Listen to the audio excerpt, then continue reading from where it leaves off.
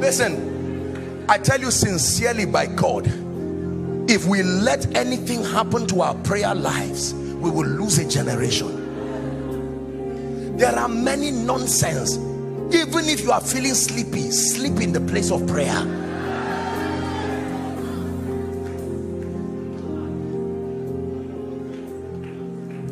Unto thee that answers prayer shall all flesh come. Apostle, I know so many people in Lagos. My uncle is the commissioner. The other one is this. Ziba, who was sent, are we Bible students? Ziba was sent by David to go to Lodebar, right, and bring anyone in the family of Saul. The Bible says Ziba had 15 children, and the king did not ask him to bring one of his children, yet he sent him to Lodebar to go and carry a crippled man called Mephibosheth. Every helper has relatives in need.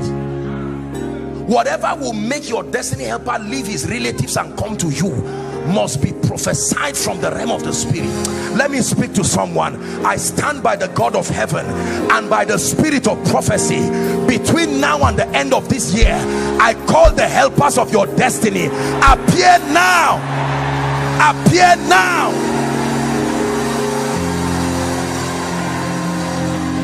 Please sit down.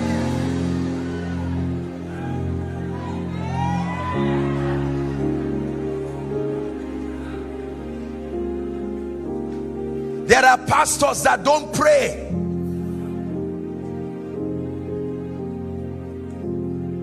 There's nothing wrong with watching TV.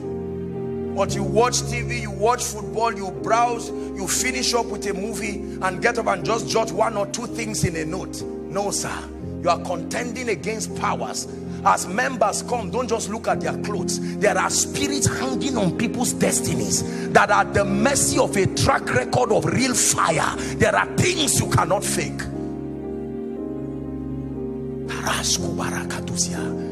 That someone comes to your service just when you are sharing the grace and he says, my God, I came late, but the kind of fire burning there was so much that even your coming late was still an advantage.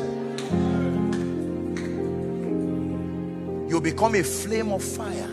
You visit someone, you visit a shop, give me a bottle of minerals.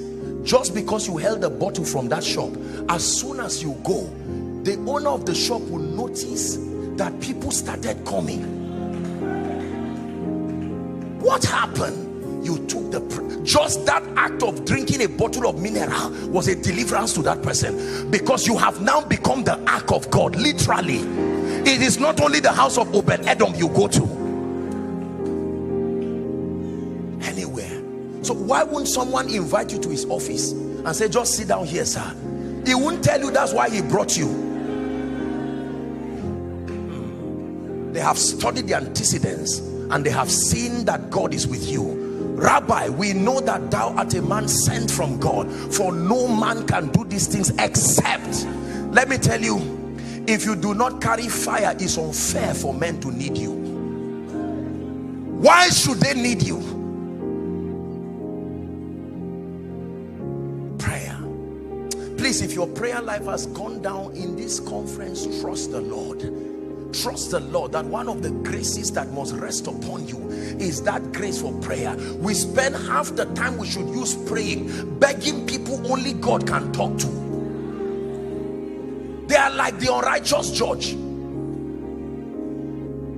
They take your CV, they take your contract letter, and while you shut the door, they just smile and fold it and throw it in the trash can. And you are there giving thanks to God and saying it's in the office.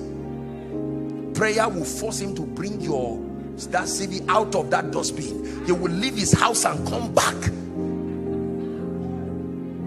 The moment he wants to forget, the spirit of prophecy will come on his wife and say, honey, remember you said you will help that man. Let's wrap up this issue of prayer with one revelation. Nothing just happens. Please say it with me. Nothing.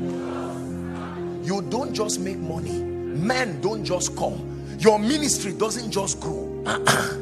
A territory doesn't just hear you because you have something to say. Every time Pastor Nathaniel blows that thing you see is not an instrument, it's an altar. Because it releases the covenant that he has with God. There are specific things God has told him, that when the shofar is lifted, you are hearing music, but he's invoking the grace that backs the covenant he has with God.